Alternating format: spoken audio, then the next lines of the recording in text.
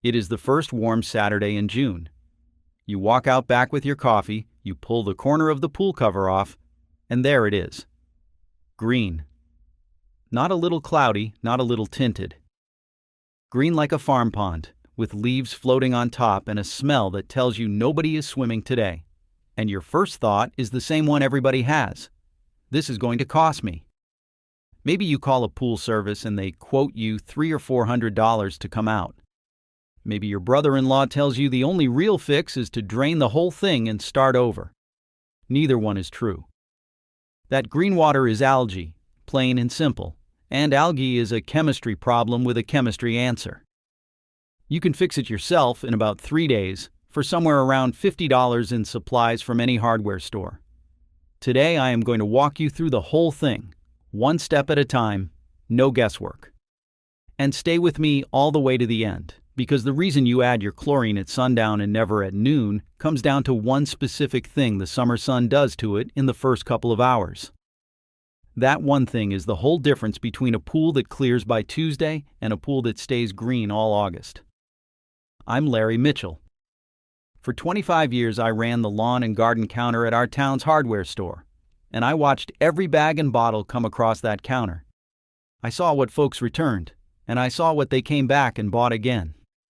These days I keep my own lawn here in Ohio, and my wife Diane will tell you the backyard is my second marriage. And whether it is weeds in the grass or algae in a pool, the rule I learned behind that counter never changes. Right product, right amount, right time beats more product, more often. Now let me tell you what usually happens when a pool turns green, because I heard this story across that counter more times than I can count. You run to the store in a panic. You buy one bag of shock because the bag says shock and that sounds serious. You dump it in at 2 in the afternoon, run the pump a few hours, and the next morning the pool is still green. So you go back and buy the little blue bottle of algaecide, because the label has a picture of a sparkling pool on it. Still green. By the end of the week you have spent $80 or $90 in dribs and drabs, and the water looks worse than when you started. And it is not your fault, because nobody handed you the order of operations. A green pool is not beaten by one magic product. It is beaten by a handful of ordinary steps, done in the right order at the right time of day. Skip a step or run them out of order, and the algae wins every time, and you are back at that store buying more. Do them in order, and the water goes from green to cloudy blue to clear, almost like clockwork, in about 3 days. And I will say it again, the timing piece is the one everybody misses. I will show you exactly what the sun does to that chlorine when we get there, because once you hear it, you will never shock a pool in daylight again. Now, before we roll up our sleeves, one quick thing. This whole approach, right product, right amount, right time, is exactly how I fight weeds in the lawn, and that fight is how most of you found me. I wrote that entire plan down in a book called Larry's 30-Day Weed Kill Protocol. It is the exact day-by-day system I follow to wipe out clover, crabgrass, dandelions, and the rest in 30 days, and keep them from coming back. It is written for homeowners who are tired of fighting the same weeds every single season. 88 pages. No fluff, just the plan, in the same friendly step-by-step style as these videos. It covers knowing your enemy, the kill protocol itself with the tools, the budget and the safety, organic and pet-safe alternatives that actually work, and then rebuilding a thick lawn that crowds weeds out for good, with my month-by-month prevention calendar at the back. Right now it is $17, marked down from $47. Which is less than one of those spray bottles that never worked anyway. Now go ahead and grab your phone and open up your camera, the same one you use to take pictures. Point it at that square code on your screen and hold it steady for a second. A little link will pop up. Give it a tap and it will take you straight to the book. And if you are watching on your phone right now, the link is waiting for you right down below in the description. Take your time, there is no rush at all. I'll wait right here. All right, let's go get that pool back. Grab a lawn chair for your coffee and meet me out by the deep end. Step 1 happens before anything touches the water, and that is getting the pool deck set up safe. Pool chemicals are strong stuff, stronger than most things I ever sold across that counter. Put on a pair of rubber gloves. Put on some eye protection. Even your yard glasses are better than nothing. Send the kids and the dog inside for the afternoon. And here's the one rule that matters more than all the others. Never, ever mix two pool chemicals together. Not in a bucket. Not in the skimmer. Not anywhere. Chlorine and acid in the same bucket make a gas you do not want to be standing over.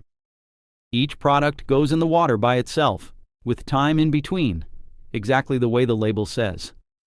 Read the label every time, and for anything beyond what we cover today, call a licensed pool professional. That is the same advice I gave for 25 years, and it has kept a lot of folks out of trouble. Step 2 is the easy one, and it feels good. Take your skimmer net on its long pole and get every leaf, twig, and floating bit off the surface of that green water. Work slow, from one end of the pool to the other. Empty the skimmer baskets at the side of the pool while you're at it, and empty the basket at the pump too. Do not vacuum yet. I know it is tempting, but a vacuum in a green pool this early just stirs the algae up and clogs your filter with muck. The leaves come out now because every leaf sitting in that water is food for the algae, and we are done feeding it. But cleaning the surface is only housekeeping. The real fight starts with a little strip of paper. Step 3 is testing the water, and this is the step the panic buyers skip, which is exactly why their shock never works. Pick up a bottle of pool test strips, about $10 at the hardware store. Dip one strip in the water away from the returns. Hold it level for a few seconds. Now compare the colors to the chart on the bottle. The number we care about most right now is the pH.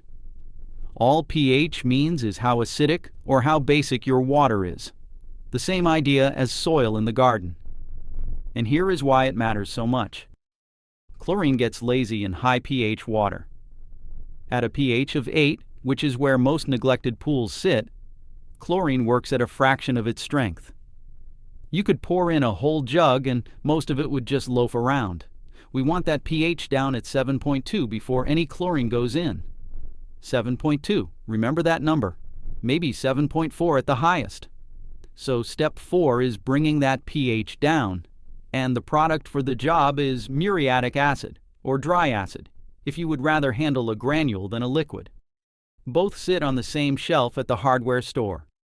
Check your test strip against the chart on the acids label, because the label tells you how much to add for the size of your pool. For a typical pool that is testing high, that is usually somewhere around a quart of muriatic acid. But let the label make that call. Not me and not your neighbor. Gloves on. Glasses on. Turn the pump on so the water is moving. Now pour the acid slowly into the deep end, walking along the edge, keeping the jug low to the water so it does not splash. One steady pour, nice and easy. Then let the pump stir it for a good 4 hours and test again.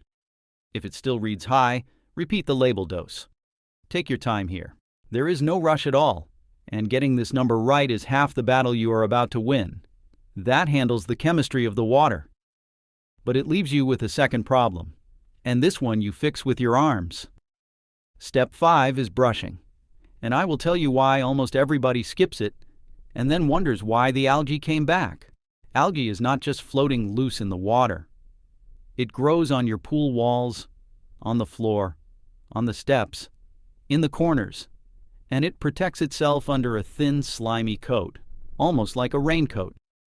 Chlorine cannot get through that coat, so take a stiff pool brush on the long pole and scrub every surface you can reach. Walls first, then the steps, then the floor. Get behind the ladder. Get the corners. It is a workout, I will be honest with you, so take breaks and drink some water. What you are doing is tearing that raincoat open so the chlorine can reach the algae underneath. A brushed pool clears in days. An unbrushed pool fights you for weeks.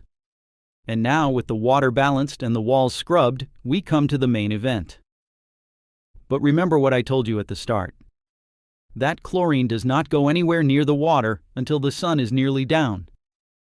The why is coming, I promise, and it is worth the wait. Step 6 is the shock, and we are doing it with plain liquid pool chlorine. The jugs, not the bags of powder. Liquid chlorine goes to work the second it hits the water. It leaves nothing behind, and jug for jug it is the best value on that whole aisle. I watched folks rebuy it every summer for 25 years, and there is a reason for that. Now how much? For a pool that is light green, like pea soup you can almost see through, you want about 2 gallons of liquid chlorine for every 10,000 gallons of pool water. That is 2 gallons per 10,000, not 2 gallons total. For a dark green pool, a real swamp, go 3 to 4 gallons per 10,000. Most backyard pools hold between 10 and 20,000 gallons, and if you do not know yours, the length times the width times the average depth times 7.5 gets you close enough. So a typical 15,000-gallon pool that is good and green is taking around 4 to 5 jugs. I know that sounds like a lot. Trust me on this one. A half dose of chlorine does not half kill algae. It just makes it mad. Wait for the sun to touch the trees. Pump running. Then walk the edge of the pool and pour slow and steady, spreading it all the way around. Rinse any splashes off the concrete with the garden hose so it does not bleach your deck.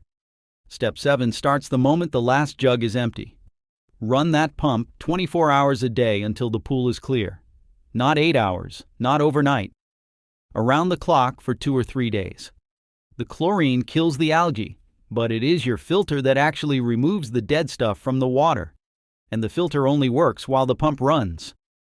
The few dollars of electricity is the cheapest part of this whole job. Now your filter is about to do more work in 3 days than it does all summer, so keep an eye on the pressure gauge on top of it. Note where the needle sits when you start. When it climbs about 10 pounds higher than that, the filter is choked with dead algae and needs cleaning. 10 pounds above the starting mark, that is the signal. If you have a sand filter, that means a backwash, just following the valve positions printed right on the unit. If you have a cartridge filter, pull the cartridge and hose it down until the water runs clean. You may do this 2 or 3 times before you are done, and every cleaning is good news because it means dead algae is leaving your pool. Here is what day 2 looks like, and I want you to know this ahead of time so you do not lose heart. You will come out in the morning and the pool will not be clear. It will be cloudy, a milky gray blue, and you might think it did not work. That cloud is victory. Green water is live algae. Cloudy blue water is dead algae. Billions of dead cells waiting for the filter to catch them. So on day 2, you do 3 small things. Test the water again with a strip. If the chlorine reading has fallen back to low and there is still any green tint, add a second, smaller dose at sundown, about half of what you added the first night. Brush the whole pool again, walls, steps, and floor, because brushing keeps the dead stuff moving toward the filter. And keep that pump running around the clock. Hold that thought about sundown, by the way. We are almost to the reason, and it explains this whole 3-day timeline. Day 3 is cleanup day. By now the water should be blue and clearing, and you will see a layer of gray dust settled on the pool floor. That dust is the dead algae, and it comes out with a slow, careful vacuuming. Move that vacuum head like you are half asleep, nice and slow, because rushing just kicks the dust back up into the water. If your filter system has a setting called waste, use it for this pass, because it sends that dead algae straight out the backwash line instead of through your filter. You will lose a few inches of water doing it, and the garden hose tops that right back up. If the water is clear but still has a faint haze that will not quit, a small bottle of pool clarifier, dosed by its label, gathers those last fine particles into clumps your filter can grab. And that is it for the heavy lifting. Skim, test, balance, brush, shock at sundown, filter around the clock, vacuum the fallout. Green to clear, about 3 days, about $50. Keeping it clear is a 5-minute job from here on out. Test the water once a week with a strip, the same $10 bottle. Keep a steady bit of chlorine in the water at all times, whether that is tablets in a floater or a splash from the jug, because algae only blooms when the chlorine runs dry. Run the pump 8 to 10 hours a day through the swimming season. And after every big rainstorm or pool party, test again, because both of those eat chlorine faster than a quiet week does.